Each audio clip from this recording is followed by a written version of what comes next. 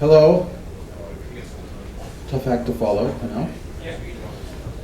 That was a good presentation, wasn't it? Yeah, that's nice.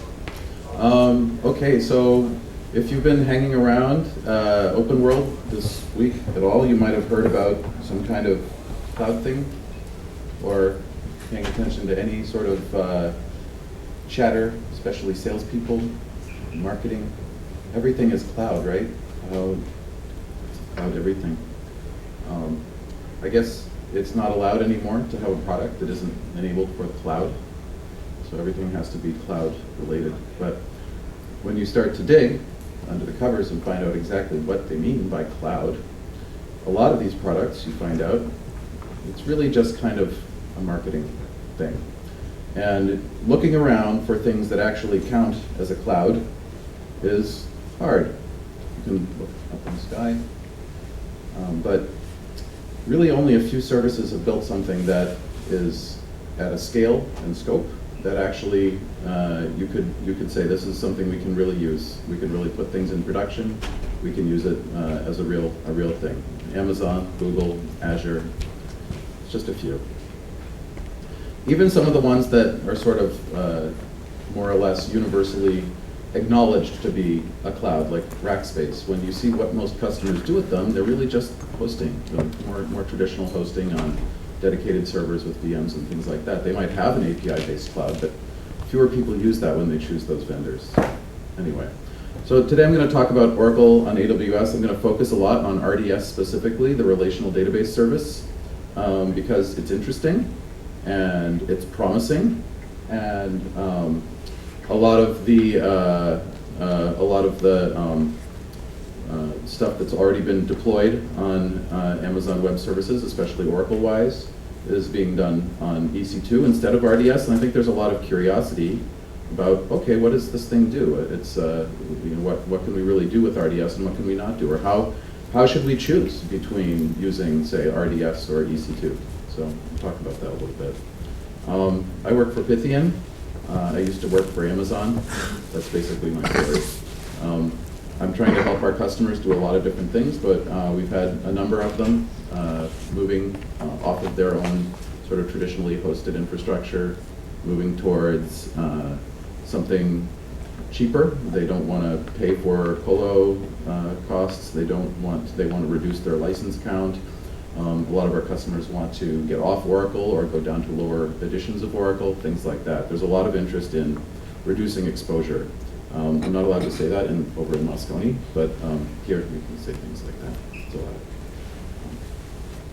allowed. A couple things. I'm not going to go into a lot of detail about the basics of these services, because I'm kind of hoping that most people sort of know what these things are. For instance, that like EC2 is basically infrastructure as a service. You can provision running virtual machines off on Amazon's infrastructure, essentially, and that RDS is database as a service. Essentially, what you're doing is you're not provisioning a machine, you're actually provisioning a database that you can use just to store data. And so you don't have access, for instance, to the Unix shell prompt, bash, or anything like that. So today I'm going to talk a lot about RDS.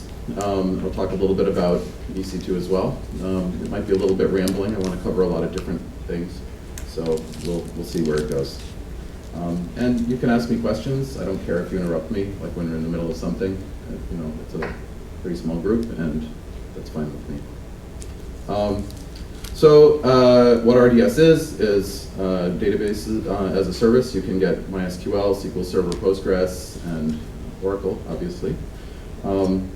One of the things that becomes really obvious as you start playing around with it is that it's not like it's not being run, on its own different infrastructure from EC2. There's definitely EC2-like infrastructure under the covers. All you have to do is go and look at the way that the files look and the file system and stuff like that. It becomes pretty obvious it's running on EC2.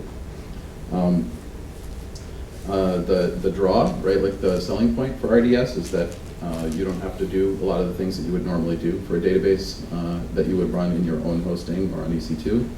You can, it's supposed to do all that stuff for you, like backups, doing patching, upgrades, things like that. You just tell them what window you want that to happen in, and then they will just do all that stuff for you. Now, it's a little bit scary, right? Like the backups are fine, right? That's okay. You can do backups whenever we tell you to, but an upgrade, like one day you go to sleep and then the next morning it's like 11.203.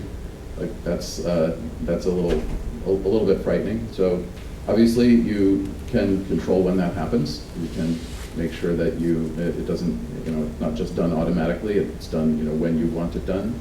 Gives you the opportunity to test ahead of time and things like that. Or you can just have it done. If it's a dev system or something like that, or it's just your sandbox and you're playing with it and you don't care, and you allow them to just upgrade it according to their available versions, then that can be, you can set it up that way as well. Like the rest of the infrastructure services at Amazon, you can choose a variety of different options, like provisioned IOPS and SSD storage if you want. One of the common misconceptions about Amazon is that, oh, well, our I/O needs are too great. They won't be able to support that. And what we found is that the vast majority of our customers that want to do this, their I/O requirements fall well within the I/O capabilities of Amazon's infrastructure. You can go from like a very tiny little machine, just sharing time on with other users, up to pretty large dedicated systems, all the way up to 8 vCPUs and 68 gigs of RAM, so that you can scale it up pretty high. I believe that this is out of date. It's we are beyond 11.2041 at this point, but I'm not sure exactly what the highest version available right now is. I think it's a couple patch sets ahead of that. Let's see. There's just a lot of different features. You can use you can deploy a database in RDS as multiple availability zones, which basically means that in the Amazon world, there's you can think of an availability zone almost as a data center, and in each region they have multiple ones of these. There'd be like a availability zone US East 1A and another availability zone US East 1B, and those would be physically separated infrastructure centers. It's not literally each one of those is a data center. You might think of it as a group of data centers or something like that. But when you deploy these services in multiple availability zones, then you've achieved some kind of DR, right? Like, so if one of those centers becomes compromised, doesn't work anymore, you can use your service in the other one. So these features are available. You can use replication with Amazon RDS and also with any database that you would deploy on EC2 as well. For instance, Golden Gate. In the MySQL world, there's the multiple availability zone deployment actually allows you to have a read replica.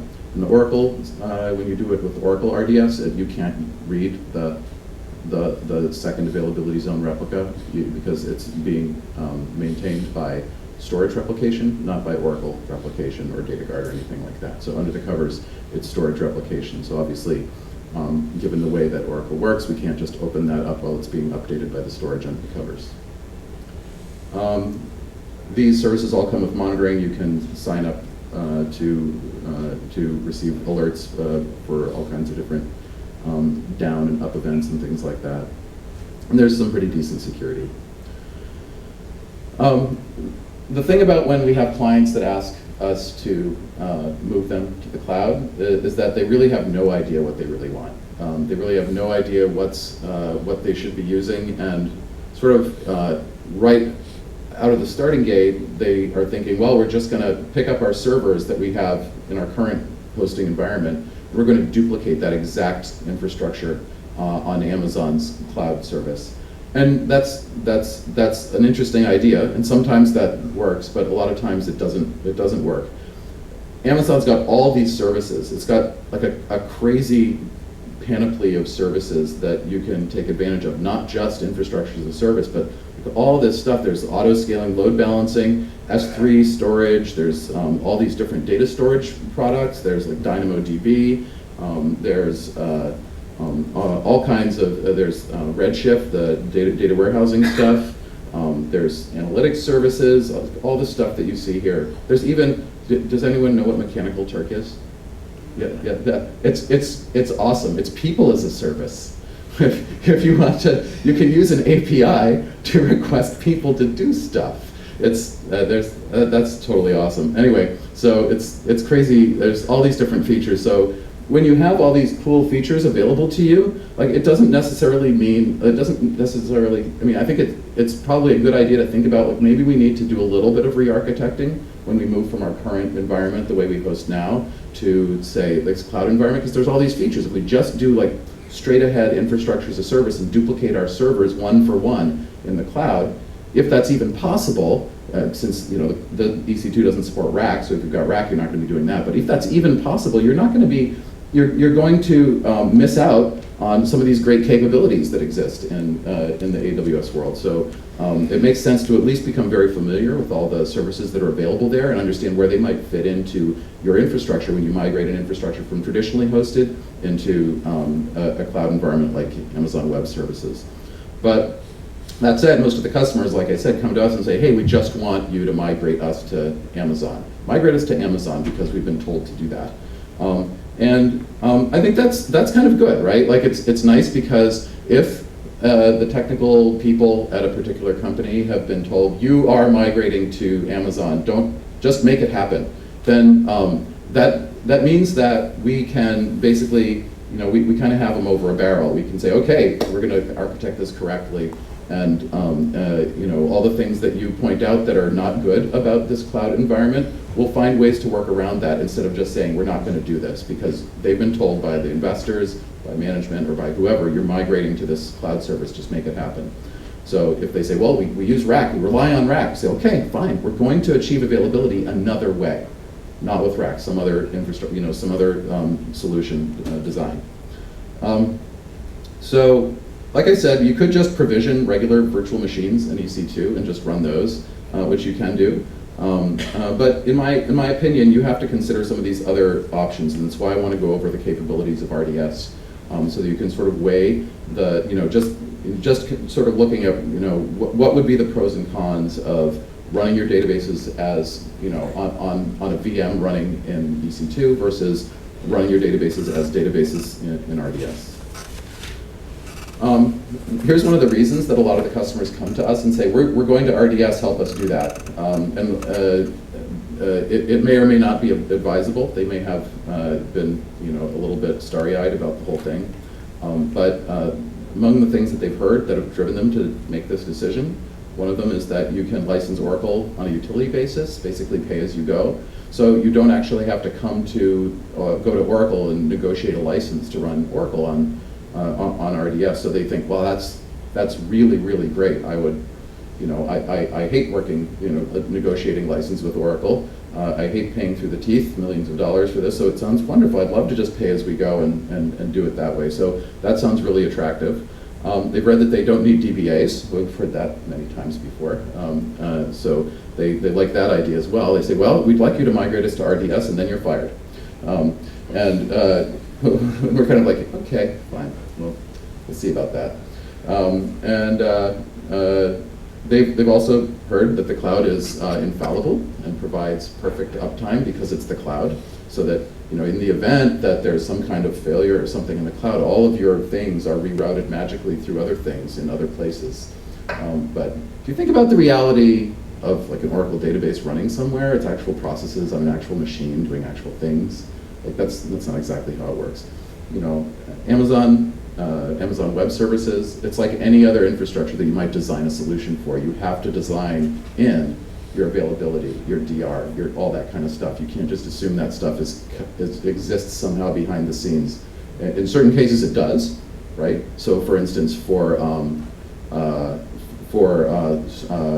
S3 storage, which is this RESTful storage the storage service that they provide, you can use it for keeping your backups and things like that. That's automatically replicated between the availability zones in a particular region, so that if one of those availability zones goes away, all your backups are still available in another availability zone. So that kind of stuff, some of that stuff does happen behind the scenes magically without you having to do anything, but other stuff doesn't. For instance, there is no magical standby database living somewhere else unless you tell Amazon to put that secondary database there. And especially if you've built your database on EC2, on a straight-ahead VM running Linux or something like that, you have to build that yourself. You have to build in HA and DR yourself by creating a standby or doing something like that. So if you read the press after a lot of the outages, so occasionally EC2 has outages, like I'll fully admit, like I'm not going to say this thing is perfect, and there have been a couple kind of interesting and very high-profile ones. But if you read some of the technical press afterwards, they are sort of incredulous with the fact that this thing has gone down, first of all. And like, keep in mind, it's like one availability zone of one region of like the many, many regions that Amazon runs and many, many availability zones. But, you know, something goes down at Amazon, people are very upset. And obviously this, you know, particularly interesting this week because we had, Amazon had rolling reboots of all of their VMs, all of their instances. Which made a lot of people very, very upset because they don't like their stuff being rebooted. But you know, again, this is the kind of thing that can happen in any hosted environment, right? There can be a reboot. Stuff like this does occur, so you do need to know that that stuff is happening. I mean, if you look at the way that the different cloud services handled this, Amazon is not the only service that it was doing a rolling reboot this past week. You'll take note that there is a serious bug discovered in Zen. And Amazon's not the only company running Zen under the covers for their VMs. There's also Rackspace. And you know, to be perfectly fair, you know, it kind of sucks that they had to do this rolling reboot. It inconvenienced a lot of people, and people had to use their HA and DR capabilities to take care of it. But at least they gave like a specific window when it was going to take place for your particular system. Some of the other cloud providers, like Rackspace, for instance, were just like they told their customers something like 10 hours ahead of the actual reboot on the weekend, like sent email out on the weekend. So like, who's going to actually read their email on the weekend? And then like went and rebooted all of it. And so all the Rackspace customers, you know, were getting alarms in the middle of the Sunday morning, thinking like, what the hell is going on here? You know, kudos to Amazon for actually providing timeframes and letting people know a little bit earlier and not on the weekend, for instance. But yeah, it still kind of sucks. So anyway, the major point is you have to build HA and DR into any infrastructure that you build. That includes the cloud. You can't just assume stuff does things magically. As I was saying, like, so if you go and look at a lot of the press afterwards, they're not only incredulous, but they will interview like the CTOs of various like startups you've never ever heard of about the fact that their stuff went down during the during this particular outage or whatever, and then the CTOs or CIOs of these various little startups that you've never heard of before, they're also incredulous and are saying, well, we thought that because we used Amazon that we would not be experiencing things like this, and that if there was some kind of problem, then our stuff would be rerouted magically around other.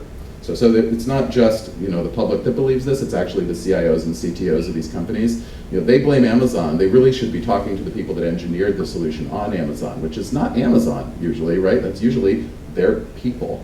So that's why we, Pythian, as a matter of course, with our customers, try to build a robust solution with HA and DR and all the qualities that you want for an application. When we build something for Amazon, or whether we build it for Rackspace or for on-premises hosting, you design something that makes sense regardless of what infrastructure you're using.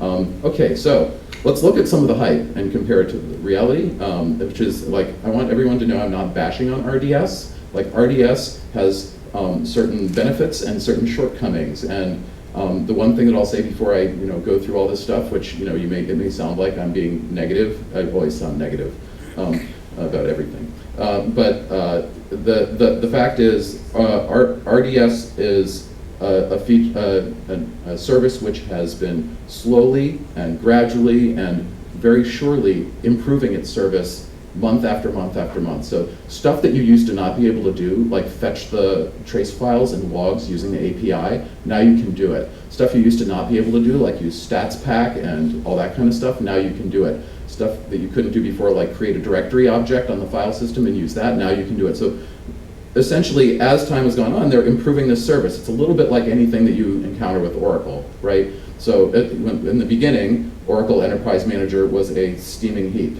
Over time, it's improved and become something really nice and really usable, especially when it comes to like performance metrics and visualization. So if you count a feature out and decide that it's worthless, like Oracle Parallel Server, right? Like everybody thought, like, gosh, this shared everything cluster is the worst idea anybody has ever had in their whole lives, right? And so if you just have to wait a few years, and then RAC comes along, gets better and better, and finally everybody's using it because it really works. So anyway. Don't count it out. So anything I say that's like negative or sort of like, sounds like I'm bashing them, it's not because I dislike it. I totally expect that these like usability gaps will go away over time. Okay. You can pay for a license as you go, but it's not for Enterprise Edition or Standard Edition. It's only for SE1. Okay, so unless you can use SE1 for your database service, the pay-as-you-go license thing is not an option. You have to bring your own Oracle license or buy a new Oracle license in order to use this service, or use it under the development license or whatever is allowed.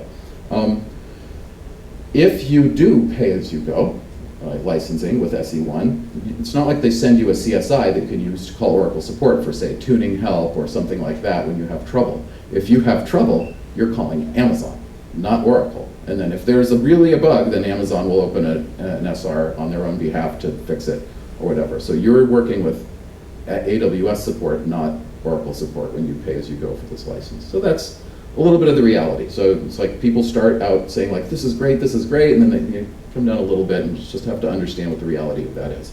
Okay, so the license included model, AKA pay as you go, it's only on RDS. You can't do that on EC2. So if you're on EC2 and you want to run SE1, you can't do this pay as you go license deal. It doesn't work. It's only for relational database service. The database is a service feature of Amazon Web Services. It costs just a little bit more per hour to run with that, so it's kind of a cool deal. You don't have to license things separately. When you're talking about non-Oracle, like obviously I just said, like SE1 it's limited to SE1 for Oracle. For RDS also runs other database flavors, as you may know. It runs SQL Server, Postgres, and MySQL. And those obviously with Postgres and MySQL, you don't have to license those. But for SQL Server, the two editions that are supported as pay-as-you-go are the Web Edition, Express, and Standard editions. So those are the ones you can use pay-as-you-go with SQL Server. Otherwise, you have to bring your own license. And then we're into the world, the hairy and difficult and confusing world of what do I have to actually pay for, and nobody really knows the answer. So what we will read, if we read the Oracle Cloud Licensing Policy document, is that virtual cores are to be treated as the same as physical cores. Okay, so when you're counting cores to figure out how many licenses you have to buy, you count how many virtual cores you do. So for instance, 2 vCPUs is the same as 2 cores, which is for that you would need 1 Enterprise Edition or 1 Standard Edition license. Or no, Standard Edition, forget that, it's done by socket. So you would need 1 Enterprise Edition license. Then for the cloud licensing document then goes on to say that 4 virtual cores is the equivalent of a socket for the purposes of licensing. So every 4 virtual cores or subset thereof that you use Oracle on a cloud, on an authorized cloud environment such as EC2, you have to pay for 1 Standard Edition license for that. So if you do the math, you know that SE1 is restricted to 2 cores, I think, and or to 2 sockets, and then Standard Edition is restricted to 4 sockets, I believe. So if you do the math on that, you figure out, okay, so if there's more than 8 virtual CPUs, I can't use SE1, right? Because that's more than two sockets. If I have 16 virtual CPUs, vCPUs, then I can't use Standard Edition. It's more than 4 sockets in the math for. So this stuff is really annoying. You have to just basically make sure that you're living within your means.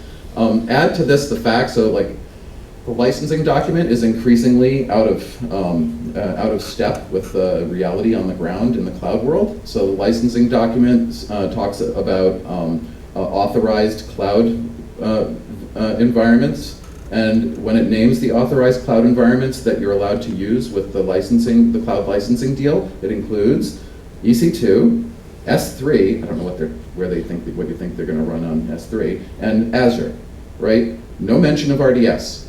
RDS isn't mentioned there. So now you're going to have, if you want to license Oracle using the cloud rules on RDS, you have to make the leap that RDS runs on top of EC2 and that counts under this world of licensing documentation and whatnot. So that's already a problem there. Are they going to fix this? Are they going to get together and fix that document and make a deal? Don't count on it. Oracle is very much committed to the direction of building all of their own cloud stuff. They're no longer feeling really very much like helping Amazon be more successful at building their cloud stuff to run Oracle rather than Oracle doing it. And so we're having a little bit of relationship trouble right now. They don't want their customers going and building all their stuff on Amazon. They want them to use the Oracle Cloud, which presently is not good. Presently is really only a glorified version of Oracle On Demand. Currently doesn't use an API. The API-based cloud stuff is coming, and you'll be able to do that soon. Like for instance, if you provision database as a service from Oracle, has anybody tried doing it yet? Provisioning an Oracle database as a service. See, not a soul in here has actually done it. The cloud stuff. Right? So it's really one user on one Exadata running somewhere in Oracle, and can you log into it with SQL Plus? No. You have to use Apex. The only access is via that API, not via normal SQLnet. So it's not like you connect to it with port 1521, et cetera. So the cloud stuff is immature in the Oracle world right now. It's getting better, and are they going to make it better? Should we count Oracle out? Do we think they're never going to build something good in the cloud area? Of course not. They built all this really great ERP stuff, right, where you can run all your Oracle applications, financials, etc., in their ERP cloud. So their ERP cloud stuff, that's pretty mature. It's getting better and better and better. So that's the real thing, and we can tell that they mean business about building real infrastructure as a service, database as a service type of cloud stuff in the near future, because they've just opened a big development office up in Seattle, only a few blocks away from who? Amazon. And the rumors and all the stuff that people are saying is that they are committed to stealing as many people away from Amazon as they possibly can, using large amounts of cash and favors. So we'll see how that works out, but it sounds like they're going to really make a really serious go at it. So I would not count them out at all. So as I said, the only authorized cloud environments are EC2, S3, and Azure. No mention of RDS, so you're already sort of in uncharted territory using RDS from a licensing point of view with Oracle, even though you can actually license it as you go using SE1 if you want to. We've got this statement that I mentioned before. Customers are required to count each virtual core as equivalent to a physical core. Now, on Amazon EC2, Mark Fielding is here, I think. On Amazon EC2, is one virtual core really a physical core? No. Mark has some really nice blog posts that he put on the Pythian blog where he actually worked this out by doing benchmarks with gzip to figure out what was actually happening under the covers, core and processor wise, and no. You've got basically what you have there is one of two hyperthreads on a core, is one of the vCPUs. So what that boils down to is that Oracle says you need to license each vCPU as a core, but really what you're getting for each one of those vCPUs is half a core. You get exactly 50% of your value if you run on this platform using Oracle's licensing model. I went and cornered some very senior sales and salespeople at a recent get-together in Seattle, Oracle people, and said, will this change? Will customers wanting to deploy on Amazon be able to get some kind of more favorable licensing options in the near future? This makes no sense at all, I pointed out. They're basically getting half of their money's worth going this way. he's the guy that I talked to, who I'm not allowed to name because he said he didn't want me giving his name out, said, no, this will not be changing. So, we shall see. Comment here? Yeah, up here. What's that? Yeah, also I was just wondering if Amazon is aware of that, they could also specifically for Oracle disable hyperthreading, and then you get one-to-one ratio, right? Is that a possibility? That would be an interesting idea.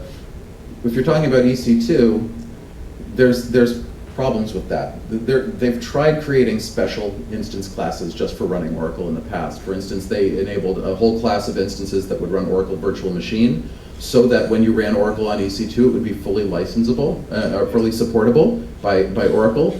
But so few people used that the fleet of actual VMs available that run Oracle Virtual, the fleet of actual physical servers running OVM as the hypervisor is very, very small. So that it was very, very quickly, if you tried to use more than like 20 or 30 of these at a time, there wasn't capacity. So they'd have to create a very large capacity in order to support like an elastic set of Oracle customers that is completely different from the standard EC2 cookie cutter VM Zen deployment that they have right now. So that's not good. What we really want to be able to do is deploy on the most common and ubiquitous configuration in the Amazon world, so that we don't run out of capacity if we do lots and lots of these. So I don't know. Maybe they could do something like that, and but I just don't think that there's stomach for it. I don't know what's going to happen with this licensing thing. Do you know what I think is actually going to happen? Is that individual customers are going to make individual agreements with their individual Oracle sales representatives in order to just get their stuff running where they want it to be running. The second thing is, if a huge Oracle customer says, Oracle, we're deploying on EC2, that's what's happening. Now, make the licensing stuff right. Then Oracle will do it, right? So we're just sort of like, we need that to happen. And in each one of those cases, I think they're making private agreements. So the big public agreement like this says, you basically get half your money's worth running on Oracle. The reality is, if you're a good customer of Oracle and you can negotiate with them, that's part of the licensing process with Oracle, is to negotiate your terms with them. So my advice is, if you have customers, or if you yourselves are thinking of moving to Amazon as a hosting or infrastructure solution, you should definitely talk to your Oracle sales rep and have a sit down with them and say, look, this is what we want to do, make something work for us, and make sure that you get it in writing, signed by their legal team, because you don't want to be like 5 years down the road and have them say, by the way, you're out of compliance for the last 5 years, so here's your bill. So you don't want that to happen. This is a big, ugly chart, and really all it's meant to sort of show you is that right now, in the Oracle RDS world, the number of sort of newest generation servers that you can run Oracle on is pretty limited. One of the big surprises that a lot of our customers get is that the largest amount of RAM you can get on a new generation server for RDS is 30 gig, which that's not much. You can go up bigger to like almost like 70 gig on the previous generation, of servers. But I mean, I don't really feel like I want to deploy new customers on the previous generation of servers, because like I was saying, you want to deploy on the most ubiquitous infrastructure type available at the time, so that you don't, because they're going to be phasing stuff like that out over time, phasing out older servers. You don't want that to be you, right? Relying on this larger server. So we're waiting for RDS Oracle to become available on some of these larger, more memory and storage optimized instance classes. That will be really, really nice. In fact, I think some of the other RDS systems are available on the R3s, if I'm not mistaken, like MySQL and SQL Server. So it'll be really nice when Oracle is available on some of these larger ones that have larger memory allocations, like the R3 8X large, the memory optimized systems, would have like 244 gig of memory. Of course, you see these empty boxes over here for these really large systems. Again, because of the core count, the vCPU count, you can't run Standard Edition or Standard Edition 1 on those. It's really only for Enterprise Edition, those larger ones. Okay, so let's do some breakdowns, like what's appropriate, what's not appropriate to run on RDS versus EC2, like when it comes to Oracle. Backups. This shouldn't say AWS. It should say RDS does upgrades and backups for you, which is kind of cool and kind of nice, as long as you know what's coming. But these backups are not RMAN, right? So in fact, the backups that are happening in RDS are basically storage snapshots, and then they're also saving the archive logs separately. So when you want to do a restore or recovery in the RDS world, basically you're restoring the entire snapshot of the database and rolling it forward to a point in time. It's kind of like old-fashioned world of Oracle recovery. So it's not like you're going to go do a block recovery or a single table space recovery or a single data file recovery or something like that.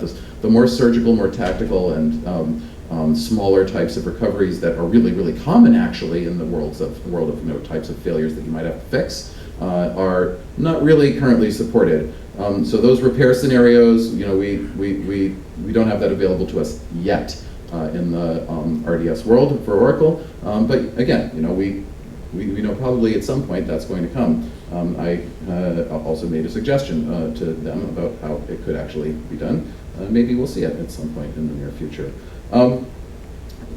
If you run, so again, RDS, not AWS, does DR replication for you. So when you create a database in RDS, you can have it created not only in the availability zone where it's going to be running primarily, but a non-readable active duplicate of it will be located in a second availability zone. So that's basically your DR replication. When one availability zone goes down, that second site system will be available to you. But it's not maintained by DataGuard, or it's not a standby database. Basically, it's storage replication under the covers. So it's a different type of replication than you're used to. And I could be wrong about this, but I thought that the storage replication was actually synchronous, not asynchronous between the availability zones, which is good in a way, but bad in another way, because if it's really synchronous, then it could, in fact, add latency. So I don't know, maybe at the end we can ask questions. There may, in fact, be some people in the audience that know the answer to this who are from Amazon, so we'll talk about that at the end.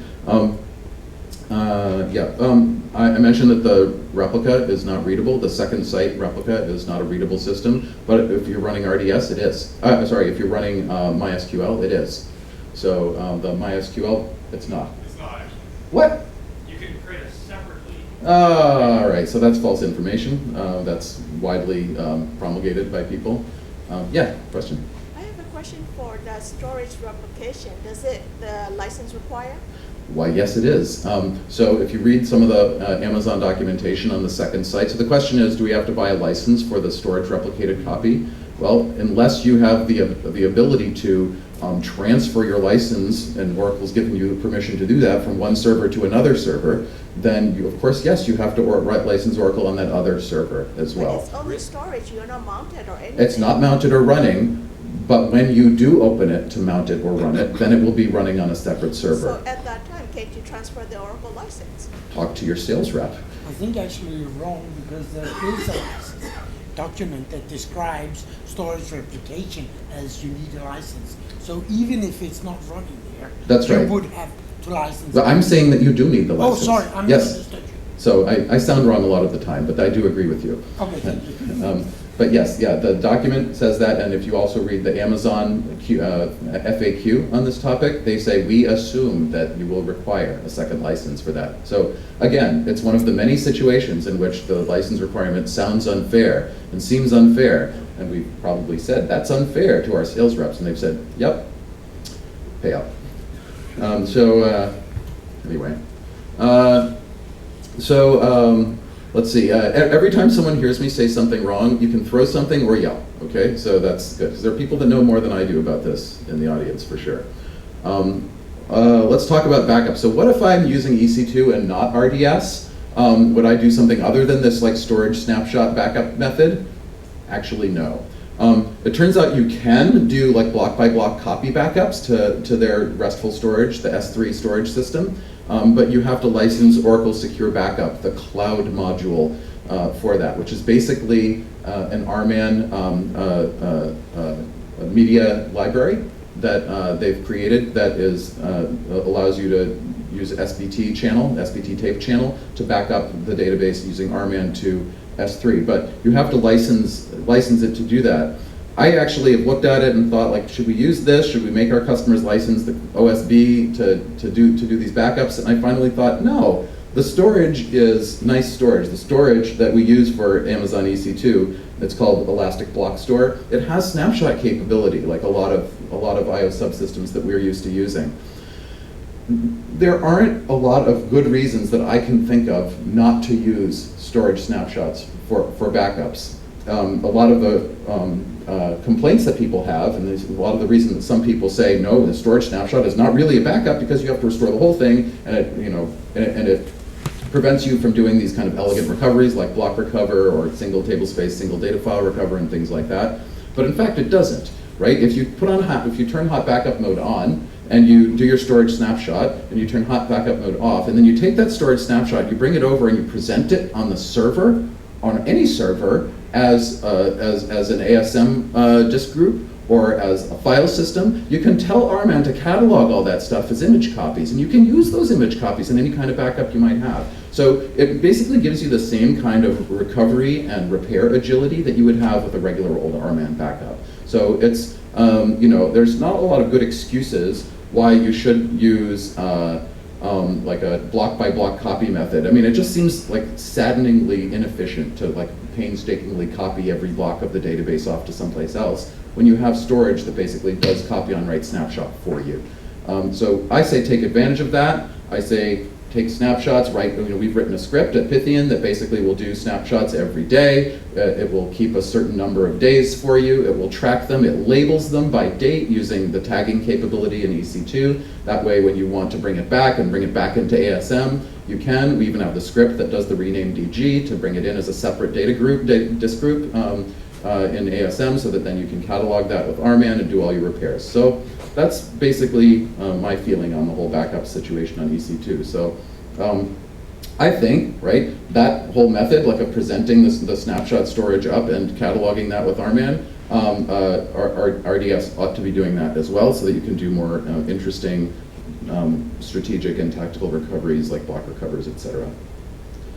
What about DR? Is it DC2 going to be any better than RDS in the DR capability? Absolutely, right? So on EC2, you can use standby database or data guard. That's really nice, right? Because then you can use all the nice features of standby database and data guard, real-time apply, active data guard for querying it. It's really, really nice. You can have a second site that's a read replica as a result of that.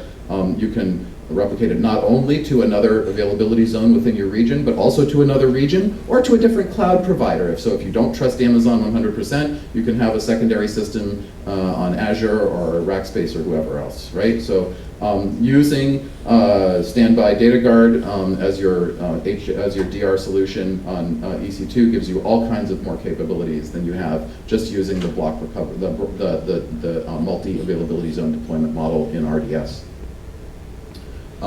Okay, here's another hitch in the process. So you get down the road of trying to plan out how you're going to migrate your customer to Amazon Web Services. You're thinking about RDS versus EC2. For EC2, migrating their current database into EC2 is easy. It's just a standby. You create a standby database on the EC2 machine. You eventually just switch over to it and point the applications at that new database. Voila, you've migrated. Okay, that's easy. For RDS, you don't have access to the file system. You don't have the ability to create a standby in RDS, so you can't do that sort of elegant standby switchover into RDS. You have to use either data pump, take everything down, data pump it all in, and if you've got a big system, that's preventatively long time, or you have to use some kind of logical replication. Every time anybody says, let's use some logical replication, I just think, no, let's not. Let's do our very, very best not to use logical replication as any solution that we absolutely, because it's so complex. It introduces all kinds of issues. It's a delicate little flower that breaks when you sneeze. I just don't like that. I don't like that this is required for us to do a zero downtime migration into RDS, that we have to use this either Golden Gate or DB Visit or something like that. that bothers me a lot. So, I mean, doesn't mean you can't use it, right? We can still use RDS for testing and things like that. It's great for those sorts of things, but and even for production, for stuff where we don't mind how long it's going to take us, or it's a very small database, migration in is going to be very short because data pump in is just, you know, an hour downtime or something like that. All that stuff is fine, but you know, otherwise it makes me, you know, I think that agility and that ability to get your system in is the key to success for the database service, right? So if you're going to build a database as a service solution, you have to make it incredibly easy for your customers to move into it. And if you make it incredibly hard for your customers to move into it, then they're just not going to move into it as easily and as readily and as many of them. But that said, right, it doesn't mean that RDS is not successful. Despite these hitches, right, RDS is massively successful in adoption. So think about how successful it's going to be if we start removing some of these barriers, some of these capabilities. I think it's got tons and tons of promise. We just need to remove some of these barriers and get past that, which I fully believe will happen in the near future. Obviously, if we use EC2 instead, it's just easy. We just switch over like a standby database. Okay, privs, what do you get on EC2 versus RDS? EC2, obviously, you get root on the machine. You install Oracle yourself, you have sysdba, you have all the privileges you need to do anything you possibly need to do on the machine. So easy to answer that question with EC2. With RDS, it's a sandbox, right? They don't want you playing outside the sandbox because you can break stuff. You could break the server, you could screw things up, you could, start playing inside parts of the server that this is supposed to be a managed service. If they let you play outside the sandbox, you can screw with the ability of their ability to provide you with a managed service. So you have basically a named privileged DB user that you get when you create the database. You can name it anything you want. And that user is sort of like it's the super user of your RDS instance. It can see stuff, it can add other users and grant them privileges as well, has some limited admin capabilities, but here's the list of stuff it can't do. Now there are a lot of things that you need to be able to do in order to just do day-to-day work that would usually involve these, and for those things, they basically enabled that using a package called the RDS admin util package. So that package uses definers rights and PL SQL definers rights to allow you to do a variety of things that you would not normally be able to do yourself as that user. Obviously, no access to the operating system. You can't really, you can't run top, you can't run vmstat, you can't run iostat, all that kind of stuff, SAR. So all of the tools that we're really used to using, strace, GDB, those tools that we're really used to using, or a debug, we can't do that with our RDS database. We don't have the access required to do those things. Again, right, it doesn't mean you can't use this service, it just means that you have to use it for the appropriate thing that fits that use case. Again, EC2 gives you total access and control, and you have that more limited control with RDS. What can you do that would normally be covered in this set of commands here, like alter database, alter system, et cetera, et cetera? It's all stuff. There's a limited set of things that you can do that would usually require those commands, those privileges, that you can do using the RDS admin util package. And you can do all this stuff here: restricted session, checkpoint the database, change redo logs, et cetera, create users. I just mentioned that. So there's a lot of things you can do. So it's not like they prevent you. It's not like they prevent you from doing it altogether. It's just you have to do it through the RDS admin package. They don't want to open up the entire ability of alter system to you. You can use almost any feature on EC2, right? If you're going to deploy Oracle on EC2, you're not really restricted in terms of features that you use. Of course, you can't use rack. There's no you can't create a cluster. The networking infrastructure is not there to do that, and the shared storage that you need to do that is not available. So rack is specifically unsupported on EC2, and so you're expected to use other approaches rather than rack for your HA, such as like fast start failover, data guard, or something like that. In the case of RDS, we have a few more limitations and features. There's no flashback logs, so you can't do like flashback database or anything else that requires flashback logging, like guaranteed restore points and things like that. You have very limited access to the file system. The only access you have is creating a particular directory object. No standby, no rack, no real application testing. You can't deploy streams. There's no Java in the DB, and all these like alternate presentation layers, like otw14 and XMLDB and stuff like that, are also not available. But Golden Gate is. You can use Golden Gate. You have to actually set it up in a slightly novel configuration. Most of the configurations that you would use Golden Gate with RDS require that you actually create a separate hub in EC2 as sort of like a hub to do data pump and various other things. That's, it is possible, and that's actually really nice. It's a feature that they worked hard to put in, and now you can use that logical replication capability both in and out of an RDS instance. Okay, cost issues.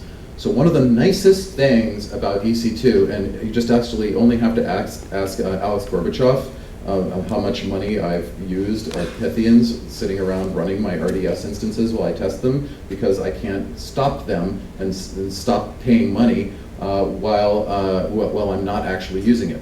On EC2, I can take an instance and just stop it, and Amazon will stop charging me money to use it while it's stopped. And as soon as I want it again, I bring it back up and continue using it. It's like shutting my computer off. It's very nice. I don't want Pythian to pay money when I'm not actually doing testing and R&D and stuff like that on it. RDS, you can't stop it. If I wanted to stop RDS, I would have to basically take a snapshot of the database, terminate the database, and then when I want to start again, create a new database from that snapshot. So that's much more involved. It's much more time consuming than just stopping and starting like you can do on EC2, which is a bit of a problem, because what happens is you run your RDS instances, even if you're just playing around with it or testing or something like that, for much more time than you would if you were doing testing and playing around on EC2, where you could stop that service when you're not using it. The other thing is, on EC2 you can run a database, an app server, some batch stuff, like whatever else you might be like wanting to consolidate onto the one server. You can run whatever you want on that. It's just a Linux box, right? You can run a database plus a variety of other things if you wish to. On RDS, it's just the database. And RDS is just incrementally more expensive per hour usage than EC2. So again, it doesn't mean we don't want to use RDS. It doesn't mean we can't use RDS. It just means that for us, like a lot of us are DBAs, it seems to us to make way more sense to run Oracle on EC2. Now, what about for our customers? Does it seem to them that way? It might actually, they might have a very different point of view. A lot of our customers might be saying, look, we can create an RDS instance ourselves and do almost everything that we need to do to manage this thing ourselves without the help of whoever, Pythian, Datavale, whatever other company is going to be acting as their DBAs or their DBAs, and they might think, well, we won't be DBAs anymore. Well, and they very well may not until, right, they get to the point of the SQL isn't performing well, right, or there's some kind of performance regression that needs diagnosis. And at that point, right, there's no automated system that provides diagnosis of performance regression. Although it's doing backups for you, although it's doing upgrades for you, backups and upgrades are kind of like set it and forget it type of things, right? You do a backup, you set up your backups once, and then they just run. Right? It's not like DBAs are in there every day doing backups. It's not how they spend their time. Same thing with upgrades. If you upgrade the database twice a year, maybe, right? Something like that, or once a year, right? It's not really sucking up tons of hours of DBA time to do upgrading the database. DBAs spend their time fixing broken stuff that doesn't work right and tuning crappy queries. And so there's no automated system that tunes your crappy queries for you in RDS. So you're still in the boat of having somebody with expertise in tuning and performance helping you out. That's another one of the places where the initial impression of the customer of how they're going to save using RDS doesn't really pan out when you start digging a little bit deeper. Paranoia. We all have lots of paranoia, especially me, and we should have paranoia when we're deciding to move our database and our data to some place that we are not sure about. Now, Amazon is very secure. Amazon has an excellent track record of security and doesn't have particular vulnerabilities. But you're kind of responsible for setting up your own stuff, your own security. So if you leave a port wide open to the whole world can get into it. It's not Amazon's fault, it's your fault. You set that up that way. But you can very nicely with RDS, with virtual private cloud and various other tools, set up a very secure system on EC2. And you can do the same on RDS as well, except RDS is a database running on a VM, running on an EC2 instance that ostensibly Amazon's DBAs internally have access to if they need it in order to help you solve problems. Like, what if your stuff gets broken and they need to help you with your database and fix your database for you? Their DBAs have the ability to get in and actually get in and fix your database, which means technically there are human beings inside Amazon that have the ability to go in, and if they were rogue, which I'm not suggesting that they are or would be, but you never know, they could go and read your data. So there's technically a third party that is able to go in and could, if they needed to, see what your stuff is inside your database. Where if you run on EC2, there's no way they could do that. It's running inside a Zen hypervisor. It's your own box. You set up your own security on that Linux box. It's not like they can go in and like log in. They don't have a password. You created all the users and passwords for that system. Okay, so that's sort of like something to think about in terms of security, the difference between RDS and EC2. What about scaling? So again, for RDS Oracle, we're lacking the largest instance sizes that we would really need to do things well. I mean, my mantra these days is don't buy lots of cores, buy lots of memory. It makes way more sense to buy lots of memory than lots of cores. Usually, all the stuff that used to take up your processor cores will go away if you just add lots more memory. It's a much simpler scaling model, and also saves you in terms of Oracle licensing. Again, we're kind of disappointed, and we're waiting for these larger instances to become available for Oracle RDS, because that will make it a much more viable platform for running Oracle on for us, for me, for my customers. Scaling.